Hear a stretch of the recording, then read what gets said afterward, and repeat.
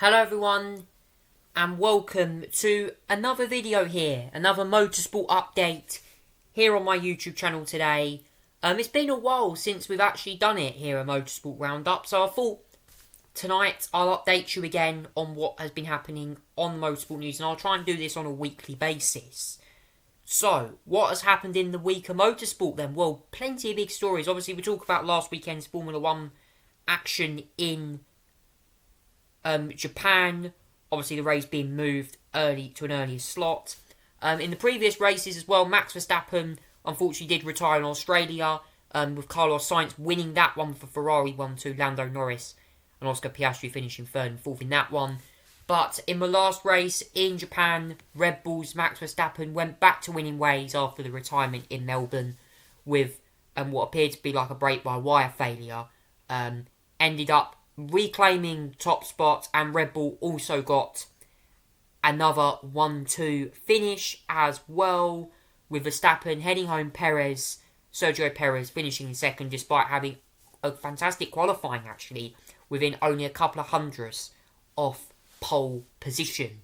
So yes, Perez second, and third went the way of Carlos Sainz Jr. in the Ferrari, who continues his impressive run despite missing the Jeddah race, or the Saudi race with appendicitis.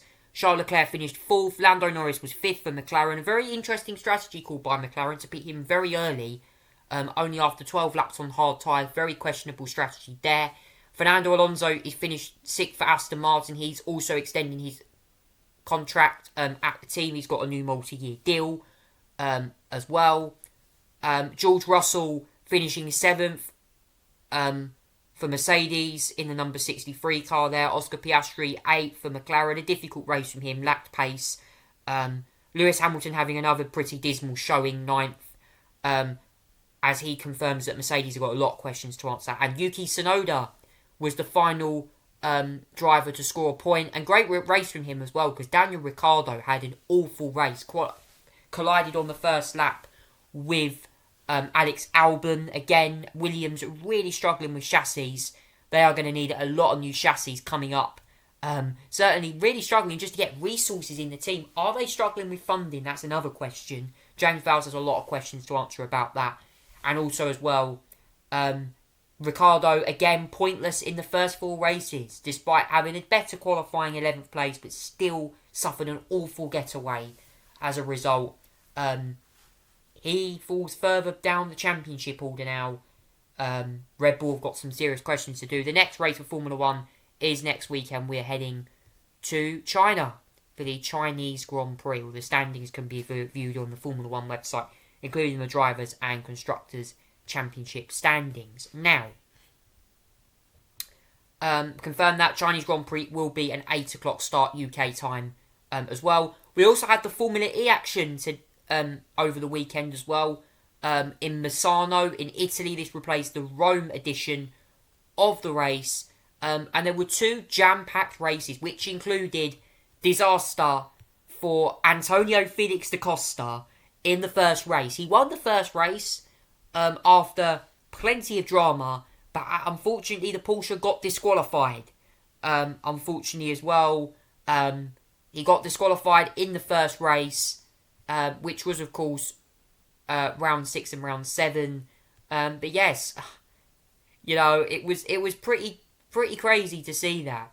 Round 7 certainly also provided some fanfare of action as well on the track, but loads of action. Sam Bird having problems as well in round 6 and 7. Round 7 certainly not going his way.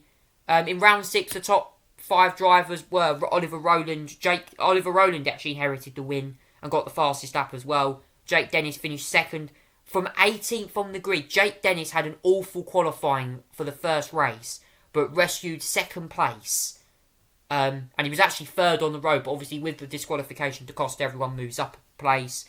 So Dennis drove. What a drive by Jake Dennis to finish in second. That's going to give him a huge boost in the championship as a result of that.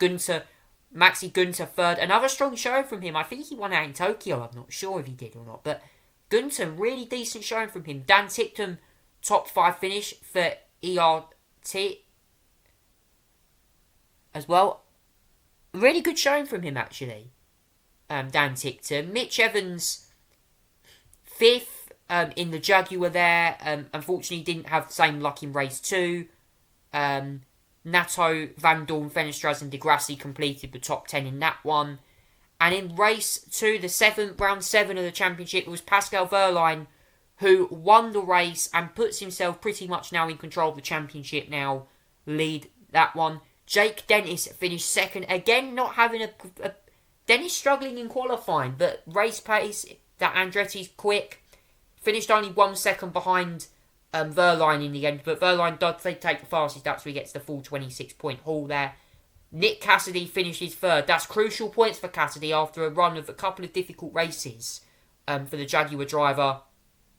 Nico Müller, very surprised, 4th place as well. Very good result for him. Driving very well in that Abt Cupra there.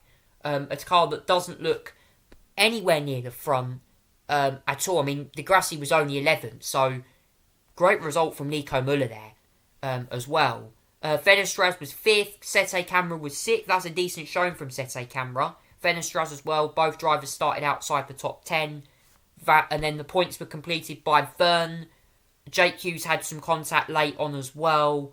Daruvula and Sam Bird rescuing a point. He had a very topsy-turvy race, as I said, as well. And then Nick De Vries still pointless. Mahindra really struggling. Oliver Rowland retired. Oliver Rowland, unfortunately, was classified as a DNF. Unfortunately, Rowland ran out of energy on the final lap of the race, which meant that he got no points. He was going to probably be disqualified anyway for overusing energy. Mitch Evans, unfortunately, retired as well. More mechanical issues hitting his car. And Van Dorn and Buemi were the other 2 drivers. I think Freins as well. Both Envisions didn't finish. So, a disappointing run for them drivers as well. In terms of the championship standings, meanwhile as well, Wehrlein and Dennis are now both tied on 89 points apiece. But, of course, Wehrlein is atop, I think, due to the fact that he's won an extra race there. Oliver Rowland is 4th. Nick Cassidy is 5th. Nick Cassidy's already 4th in the standings. Gunter is 5th. Verne is 6th. Evans 7th. Bird 8th. Hughes 9th. Norman Nato completing the top 10. But Pascal Wehrlein and Jake Dennis are very close. Dennis is going for his 2nd straight Formula E crown this season as well. In terms of the next race for the Formula E calendar, we are going to be heading to Monaco on the 27th of April. So not long now, just a couple of weeks. Monaco for round 8 of the season. I think this will be a very interesting race. Monaco's always provided some highlights for Formula E cars. So, yeah, certainly interesting. And also, guys, very soon as well, the final part of the segment tonight, the British Touring Car Championship. One of my favourite motorsport series is coming back. To anyone out there who likes watching the BTCC, this is coming back very, very soon. As well, we've had the young gun Pierce. There's been a testing session as well. Nick Halstead hopes to make forward as well. Ronan Pearson's also been out there as well in the accelerate high and die as well. But the big news really for this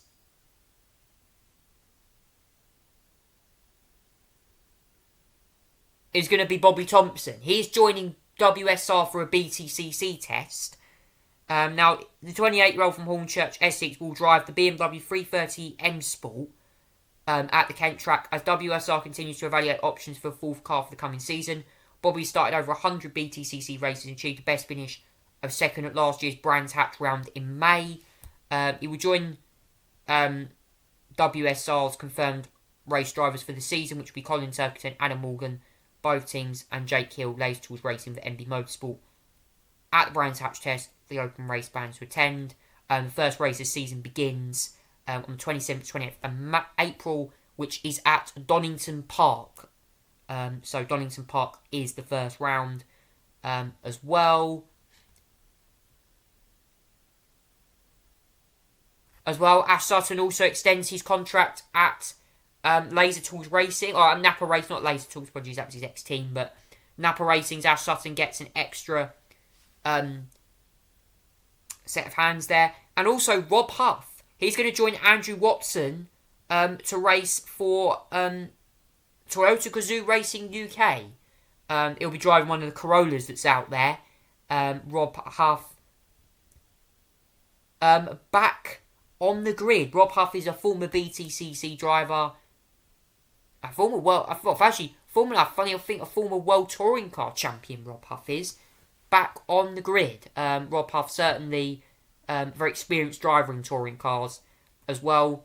Turkington and Morgan are going to be at WSR as well for 2024 as well. In some more news, Team Hard has announced that Dan DeLeon will remain at the team as well. So yes, plenty of driver changes as well. Nick Halstead will, as I said, embark on a second season with Bristol Street Motors with Accelerate as well.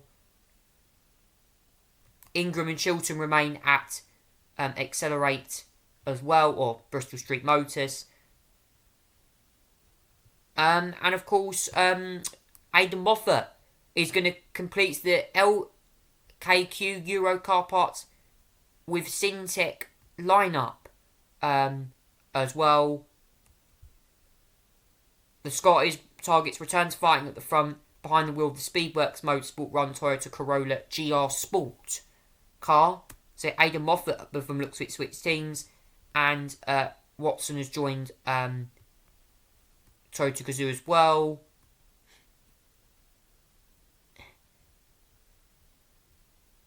Josh Cook has also joined the new Speedworks team as well. So, yeah, it's going to be very interesting to see how the season goes.